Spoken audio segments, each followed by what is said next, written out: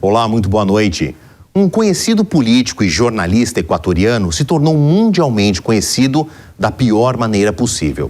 Ele foi morto com tiros na cabeça, a queima-roupa, em plena luz do dia e na frente de centenas de apoiadores na capital Quito. O momento do assassinato foi gravado por quem queria tirar uma foto com o candidato.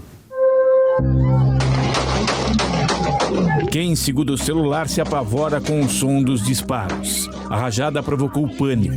Quando a multidão se acalma, a notícia de que Fernando Villavicencio havia sido assassinado a sangue frio. Outras 9 pessoas ficaram feridas.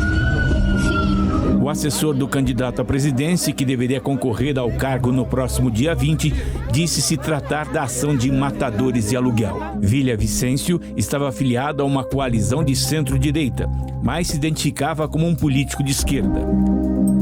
Ele era uma das principais vozes contra Rafael Correa, que foi presidente equatoriano por 2 mandatos entre 2007 e 2017. O então deputado fez mais de 200 denúncias contra Correa, envolvendo tráfico de influência e desvio de recursos públicos. Embora a candidata favorita à vitória nas urnas daqui a menos de 2 semanas tenha apoio integral do ex-presidente, a investigação pende mais a suposta ação de narcotraficantes. Isso porque Villavicencio, além do discurso anticorrupção, tinha como bandeira uma rígida resposta aos cartéis, o que lhe rendeu ameaças de morte. Porque é a máfia política financiada por los narcos. Eu não les tenho medo. O que também deve aparecer no inquérito é a promessa que ele havia feito de pesquisar o patrimônio de milionários para saber se houve enriquecimento ilícito. Independente da motivação do crime, o assassinato de um candidato à presidência, mesmo com pouca chance de vencer, escancara as ameaças à democracia no Equador e, principalmente, os níveis de violência. Exposto, o presidente Guillermo Lasso, que termina o mandato com baixos níveis de aprovação, ampliou as medidas de restrição. O país estava em situação de emergência desde o final de julho. Na quarta-feira, passou para o estado de exceção. Isso significa que a Guarda Nacional vai ajudar no policiamento das cidades. Mais recursos federais serão destinados à segurança pública e podem ser proibidas reuniões e eventos que provoquem aglomeração. Até a Polícia Federal Americana, o FBI, vai dar apoio ao Equador. O clima de insegurança continuou aumentando depois do atentado por causa de um vídeo que começou a circular nas redes sociais entre os equatorianos. E não demorou nada para ganhar o mundo. Homens fortemente armados, que se identificam como sendo de uma facção criminosa, assumem a autoria do homicídio. O material não foi autenticado por nenhum serviço de inteligência. E em tempos de fake news, qualquer informação que possa desestabilizar uma eleição presidencial tem que ser vista com muito cuidado. Um homem, suspeito de ter executado os disparos, foi morto durante a perseguição da polícia, o que vai dificultar a investigação. No dia seguinte, 6 suspeitos foram presos, todos de origem colombiana. E não podemos esquecer que, mesmo sem sangrar, a democracia também foi duramente atingida. O Equador trata esse caso como terrorismo, porque a gente tem um assassinato de um político com uma motivação política. Aparentemente, é uma questão de segurança pública, mas a gente vai perceber que vai muito além disso. Por isso, está aqui do meu lado Reni Ozzy Cuquier, cientista político e professor de Relações Internacionais, a quem eu agradeço a presença e conto para todo mundo que é minha fonte há muito tempo, principalmente com essa relação de segurança, terrorismo, aspectos aí mais complicados do que a gente imagina. Reni, muito obrigado pela tua presença. Prazer, Marcelo. Obrigado. Prazer estar aqui com vocês. Prazer é todo nosso. Queria começar com esses dados aqui. A gente vai ver a intersecção desses números para entender o que aconteceu, de fato, no Equador. O tráfico da cocaína no Equador. E esses números, eles são da ONU, do Departamento da ONU que monitora esse tráfico internacional de droga. Eu estou falando de pasta base de cocaína e a cocaína refinada. Todos os números juntos.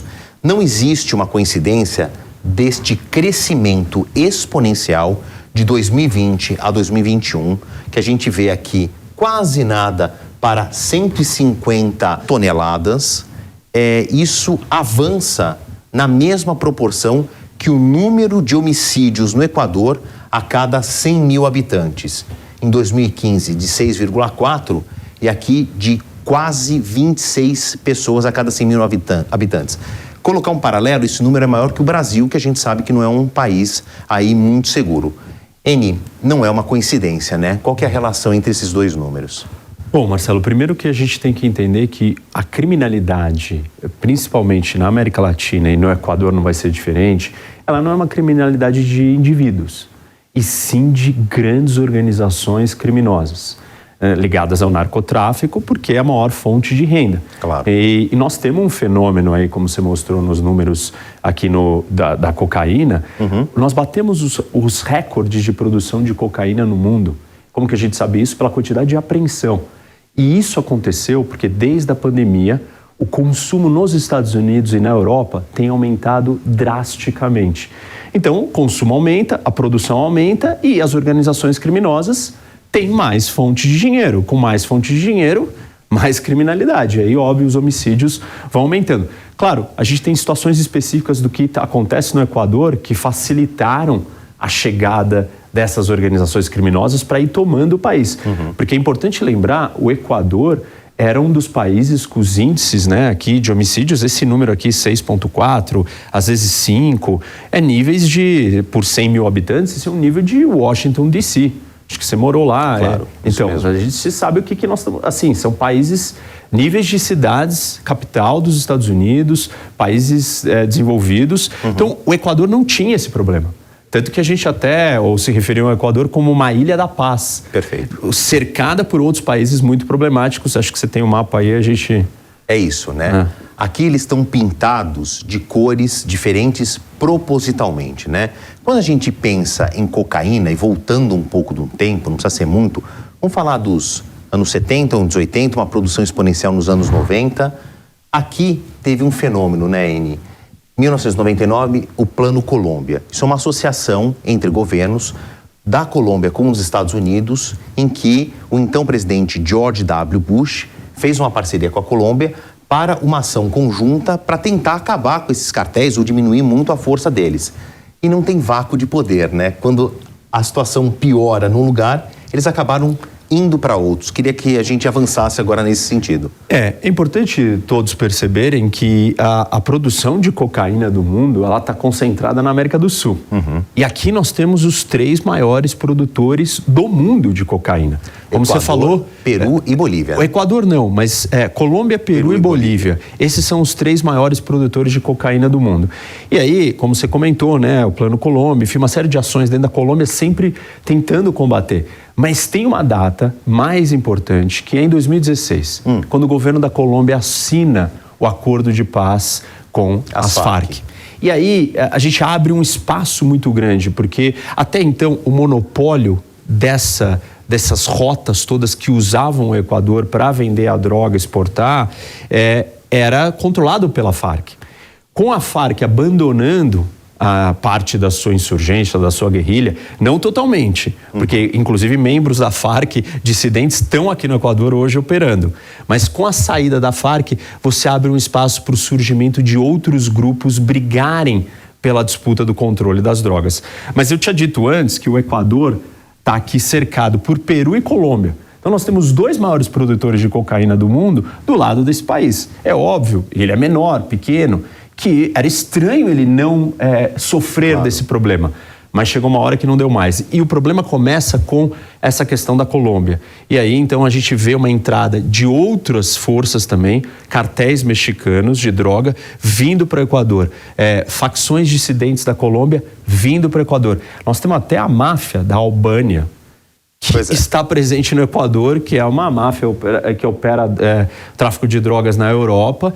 E aí toda essa situação vai ficando ruim. Nós temos ainda um detalhe geopolítico interessante da maneira como essas organizações estão operando.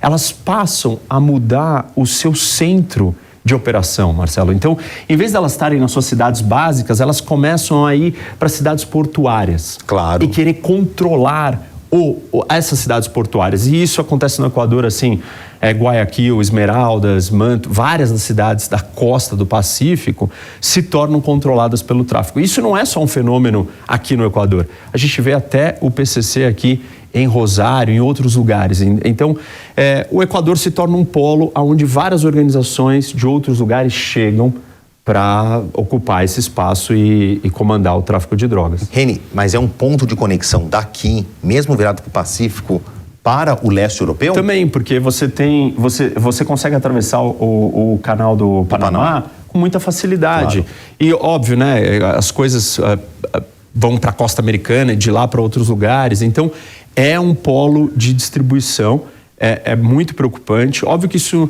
não acontece também se, além dessas questões geográficas aqui que eu estou colocando, nós temos as questões políticas. Perfeito. O governo, né, e a história política do Equador não favorece nada disso. O Equador ainda vive um turbilhão político. Daqui menos de uma semana, eleições no Equador, mas não seriam eleições agora, no dia 20 de agosto. Seriam mais para frente. Mas o Guilhermo Lasso, no dia 17 de maio, ele aciona algo que está previsto na Constituição do Equador, chamada morte cruzada. Porque é o seguinte, ele antecipa as eleições, encurtando o próprio mandato, e a tal morte cruzada é porque ele também dissolve a Assembleia Nacional. Então, desde o dia 17 de maio, não tem essa operação do Legislativo. Como é que ele governa? Por decreto. E a situação da segurança pública está tão frágil, tão débil, que o próprio Guilhermo Lasso, com essa capacidade de governar por decreto, emite um decreto dizendo que as pessoas, cidadãos comuns, como eu e você, como o Reni aqui, podem sair armadas e patrulhar aos seus próprios bairros, as suas próprias ruas, designando então um morador não preparado para essa função de polícia. Isso aqui é uma ópera de erros, né? Ele acha que ele vai resolver a questão, né, desse nível de insegurança pública, permitindo ou autorizando posse de arma para todos os cidadãos. Primeiro problema, Marcelo, é que a maioria da população não tem dinheiro para comprar uma arma. Então não adiantou. A segunda medida que ele faz, ele classifica todas essas organizações criminosas como organizações terroristas. E com isso ele permite, então, o envolvimento das Forças Armadas no combate a elas. Mas como a gente sabe em todos os lugares do mundo, Forças Armadas não sabem e não querem fazer o papel de polícia porque elas são treinadas para eliminar o inimigo, não para combater, policiar, prender, respeitar o Estado de Direito. Você está ali para eliminar, você tem que vencer, matar o seu inimigo, o seu oponente. Então, as Forças Armadas acabaram não incorporando esse combate, não quiseram bater de porta em porta, prendendo pessoas. Então acabou não dando certo, nem com a autorização do porte de armas e nem com a questão do terrorismo.